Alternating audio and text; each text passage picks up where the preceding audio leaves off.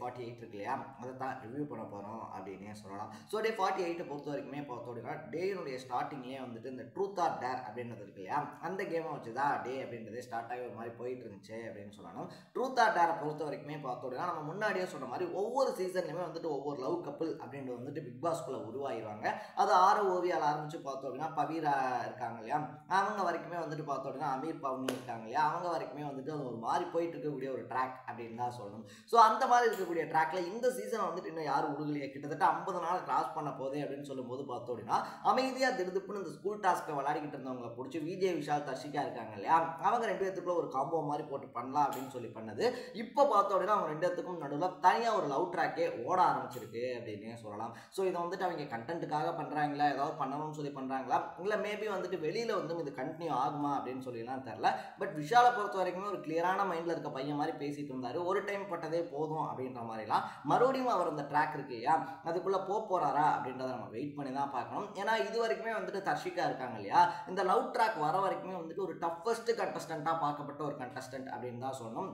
Women's டீமில் வந்துட்டு போல்டாக விளாடின ஒரு கண்டஸ்டன்ட், அது டாஸ்காக இருந்தாலும் சரி, இல்லை எப்படி சொல்கிறது, ஏதாவது ஒரு விஷயத்த பேசுகிறதா இருந்தாலும் சரி, போல்டாக எடுத்து வச்சுக்கிட்டு இருந்த ஒரு பொண்ணு இந்த லவ் ட்ராக் கூட வந்ததுலேருந்து லாஸ்ட் 2 வீக்காக பார்த்தோம் அப்படின்னா அவனுடைய பர்ஃபார்மன்ஸ் அப்படின்றது அப்படியே விழுந்திருக்கு அப்படின்னு தான் சொன்னோம். ஸோ தர்ஷிகா எங்கே இருக்காங்க அப்படின்னு சொல்லி தேடுற மாதிரி தான் பார்த்தோம் அப்படின்னா அவனுடைய பர்ஃபார்மன்ஸ் அப்படின்றது போய்கிட்டு இருக்கு. மேபி அவங்க இந்த கேமை விட்டுட்டு லவ் இருக்கு இல்லையா, லவ்வில் கான்சன்ட்ரேட் பண்ணுறதுனால அவங்க அந்த கேம் ஸ்பிரிட் அப்படின்றத விட்டுட்டாங்களோ அப்படின்றதான் எனக்கு பர்சனலாக தோணுது அப்படின்னே சொல்லலாம். ஸோ உங்களுக்கு என்ன தோணுது அப்படின்றத கமெண்ட்டில் போட்டுருங்க.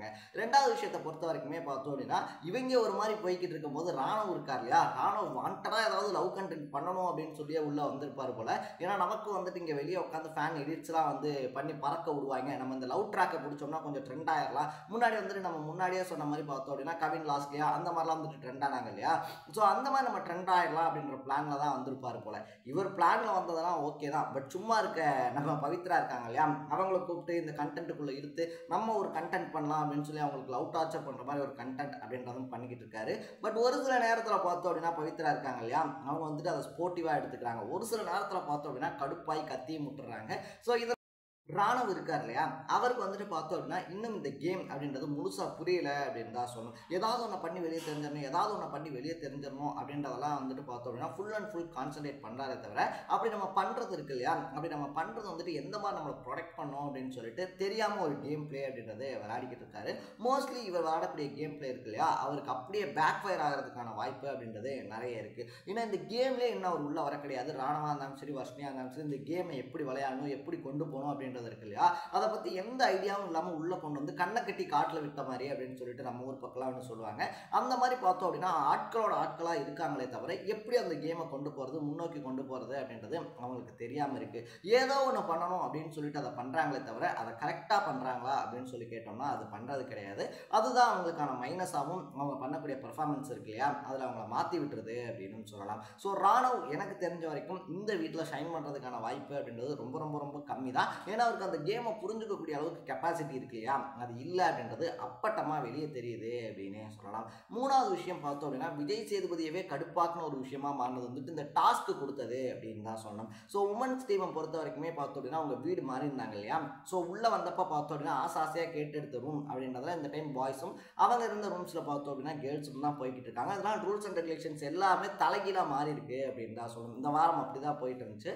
ஸோ அதுக்கு வந்துட்டு உமன்ஸ் டீம் கொடுத்த டாஸ்க் இருக்கு இல்லையா, அது வந்துட்டு பார்த்தோம் அப்படின்னா ரொம்பவே ஃபிசிக்கலாக வந்துட்டு பாய்ஸ் டீம் அட்டாக் பண்ணுற மாதிரி இருந்துச்சு அப்படின்னே சொல்லலாம். அதை அவங்க தெரிஞ்சும் தான் பண்ணாங்க அப்படின்னு சொல்லலாம். டக் வாக்காக இருந்தாலும் சரி, இல்லை சர்க்கியூட் போடுறதா இருந்தாலும் சரி, ஸோ இந்த மாதிரி அவங்க கொடுத்த எல்லா டாஸ்க்குமே பண்ணுறதுக்கு ரொம்ப கஷ்டமான ஒரு டாஸ்க்காக இருந்துச்சு.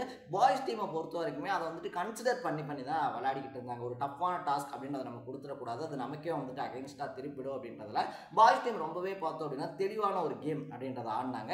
பட் உமன்ஸ் டீம் பார்த்தோம் அப்படின்னா அவங்க வெஞ்சன்ஸை கக்க ட்ரை பண்ணது அப்படின்றது இந்த வாரம் அவங்களுக்கு அகைன்ஸ்டாகவே வெடிச்சிருக்கு அப்படின்னு தான் சொல்லணும். அது வந்தரியா இருந்தாலும் சரி, இல்லை இன்னொரு பக்கத்தில் பார்த்தோம் அப்படின்னா சாச்சனா வந்துட்டு ஜெஃப்ரிக்கு தோப்புக்கரணம் போட கொடுத்தது இருக்கு இல்லையா, உமன்ஸ் டீமை பொறுத்த வரைக்குமே பார்த்தோம் அப்படின்னா அவங்க ஒரு விஷயத்தெல்லாம் பண்ணிடுறாங்க. பட் அது தப்பாக போயிடுச்சு அப்படின்றத ரியலைஸ் பண்ணும்போது பார்த்தோம் அப்படின்னா அதை உழப்புறது இருக்கு இல்லையா, அதை வந்துட்டு அடிச்சுக்கவே முடியாது. அது மஞ்சரியாக இருந்தாலும் சரி, சாச்சனாவாக இருந்தாலும் சரி. ஏன்னா இந்த ராஜாங்கம் டாஸ்க்லலாம் பார்த்தோம் அப்படின்னா அந்த சேரை தூக்கிட்டு வரும்போது நடுவில் யாரோ வேணாம் அப்படின்னு சொன்னப்போ கூட இல்லை நான் சொல்கிறேன் அதை தூக்கிட்டு வாங்க அப்படின்னு சொல்லி தான் சாச்சனா சொல்லியிருந்தாங்க.